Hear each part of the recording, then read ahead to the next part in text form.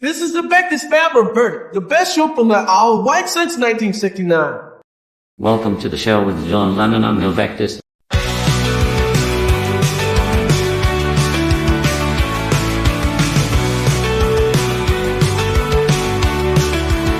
People say I'm crazy, doing what I'm doing. Well, they give me all kinds of warnings to save me from ruin. When I see that I'm okay, they look at me kinda strange. Up. Vectisizers. It's been a bit wet and windy on the Isle of Wight this weekend. So I've recorded a special, and perhaps controversial, verdict for this podcast. Something you might want to disagree with. Well, they give me all kinds of advice designed to enlighten me. When I tell that I'm doing fine, watching shadows on the wall. Don't you miss the big time, boy? You're no longer on the ball. I'm just singing, watching the wheels go round and round. A number of recent events have prompted me to consider a matter which I have hitherto kept to myself. Indeed, it is only within the last day or so that I have acknowledged the possibility. Having done so, however, I find it staring me in the face, and I must either confess it to myself or convince myself that it is not true. I have been unable to do the latter. And, having faced and accepted it, I may as well admit it to everyone else. I am reasonably sure, after careful self-examination and considering all the evidence, to the extent that I can no longer deny it, that I am not a fan of John Lennon. It pains me to say this, for I remain a Beatles fan. But I was a fan of Beatle John and, as John himself observed, Beatle John was a fiction. When the genuine John Lennon arrived, or, rather, most of the various shifting aspects of the highly fluid genuine John Lennon, I found myself decidedly disliking many of them. I did not dislike all of them. I always appreciated the humorous, warm, and melancholy John, but I never cared for the angry, pretentious, radical John, and a good many of the guises he chose to adopt during the 1970s. This carried over into his music. With the exception of some of the more sentimental material from Double Fantasy and the occasional track from Imagine, John's solo work not only failed to touch my heart in the way that his Beatles material did, it often actively alienated me. I loved him, and his death broke a small part of my heart, but I believe that I was never a fan of him as a non-Beatle. I feel better now that I have got that off my chest. Please do not judge me. Due to the effects of Storm Darragh, which has been battering us with wind and torrential rain in the UK this weekend, I have dressed this up in a somewhat facetious manner in order to take the sting out of it a little, perhaps as much for myself as for anyone else, but it is essentially true, and it is a strange thing to face after so many years of holding it at bay. I believe that my relationship with John Lennon operates on two levels: what he has meant to me over the years, and how I feel about John as a person, insofar as one can understand someone who has only ever been an image on a screen, words on a page, etc. Taking the second point first, I feel sadness about the childhood upsets. Even though John was not the only child to come from a broken home, suffer parental bereavement, etc., they are still sadnesses. I recognize the constant search for some kind of answer, and that he found it with Yoko. As someone who brought me much happiness, I am glad that he found an answer and some peace of mind, especially towards the end of his life. The 1980 interviews give the impression that he was a man in a much gentler and happier frame of mind than he had ever been, and that is wonderful, and particularly poignant, of course. I have a feeling that I would have liked the man he had matured into. As for the other aspect, well, I have already said it. The very qualities which other people seem to find his greatest virtues are the things which I find particularly off-putting. As I delve into the complex persona of John Lennon, one of the most celebrated musicians of the 20th century, it's essential to acknowledge that even icons bear their flaws.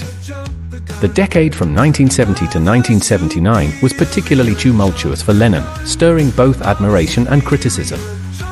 Those years were marked by personal conflicts, artistic struggles, and a shift in public perception.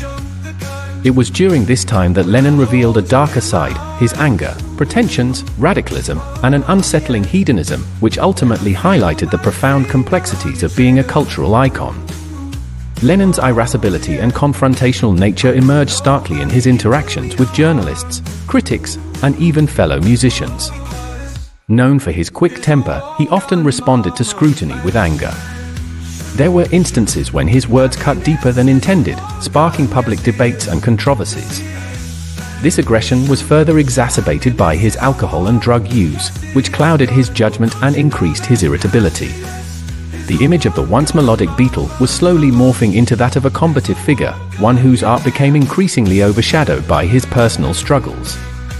In addition to his irascible temperament, Lennon's later solo work frequently exhibited an air of pretentiousness. Though supremely talented as a lyricist, I found that some of his compositions began to feel overly self-important and pedantic. This inclination to intellectualize his music often detracted from the raw emotional resonance that characterized much of his earlier work with the Beatles. Songs intended to provoke thought sometimes came off as convoluted, creating a dissonance between message and accessibility. Lennon's fervent political activism was another dimension of his personality that, while sincere, was often too strident to be universally embraced. His music during this time began to take on an air of preachiness, with lyrics focused on radicalism and societal critique. While his commitment to change and activism certainly had merits, it alienated some fans who longed for the more universal, relatable themes prevalent in his earlier work. It became increasingly difficult for listeners to reconcile the iconic figure of the Beatles with the politically charged solo artist confronting the establishment. Moreover, the lavish lifestyle that Lennon adopted post-Beatles, often seen as a symbol of celebrity excess, contributed to this alienation. His notorious Lost Weekend period in the mid-1970s is emblematic of his self-indulgence and hedonism. During this time, he was deeply embroiled in substance abuse, living extravagantly while neglecting both his family and his artistry. I cannot help but ponder how his work might have flourished had it not been overshadowed by his lifestyle choices. Lennon's musical output during this era often reflected the turbulence of his personal life, with profound inconsistencies that mirrored the chaos he experienced. Musically, the decade for Lennon was marked by fluctuations in quality. His solo output was characterized by glimpses of brilliance interspersed with songs that felt uninspired or lackluster. This inconsistency seemed to stem, at least in part, from a sense of disconnect in his creativity.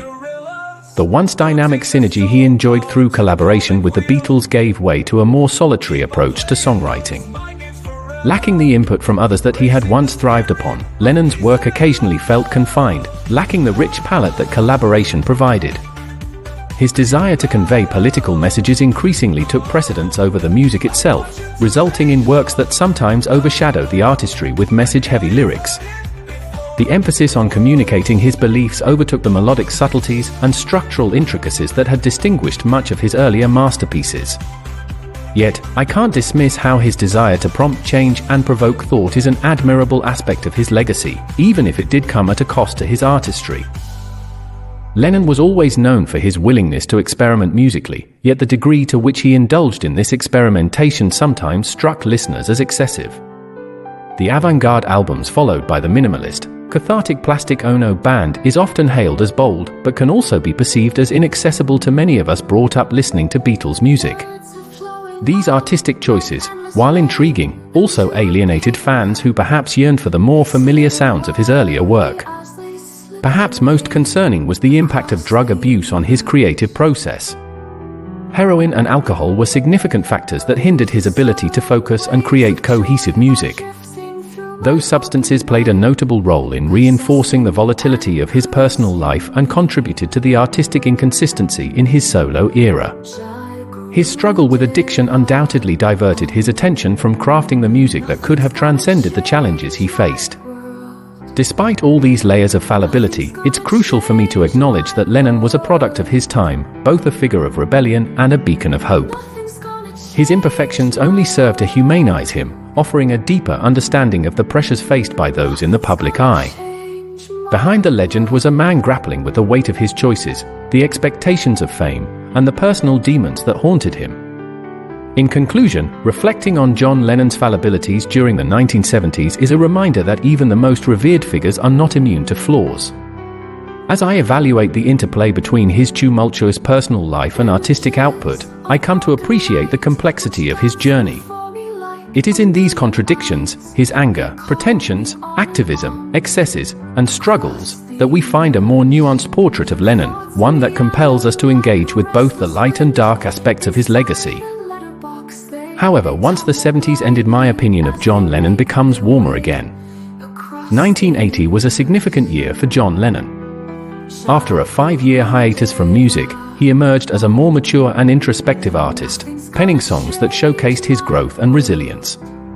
Lennon's final album, Double Fantasy, is a testament to his newfound clarity and perspective. The title track, a poignant duet with his wife Yoko Ono, captures his hope for a better future. Woman is a heartfelt tribute to Ono, expressing his gratitude for her love and support. Watching the Wheels, released posthumously, reveals Lennon's struggles with insecurity and self-doubt. Despite his past turmoil, the song suggests his willingness to confront his inner demons. Starting Over is a hopeful ballad that reflects Lennon's desire for a fresh start. These songs reveal a more mature and considered Lennon, one who had grappled with his past and was looking to the future with newfound optimism. His lyrics were honest, introspective, and universally relatable. Had Lennon lived beyond that fateful day in December 1980, it is impossible to say what heights he might have reached musically. His talent was boundless, and his maturity and growth were evident in his final works. His legacy lives on through his iconic songs, which continue to inspire and move listeners around the world. The songs of 1980 stand as a testament to his evolution as an artist and the potential he had yet to fulfill. In the tapestry of music, John Lennon's voice remains a powerful force, reminding us of the transformative power of love, vulnerability, and resilience. His final songs serve as a poignant reminder of the irreplaceable talent that was lost too soon.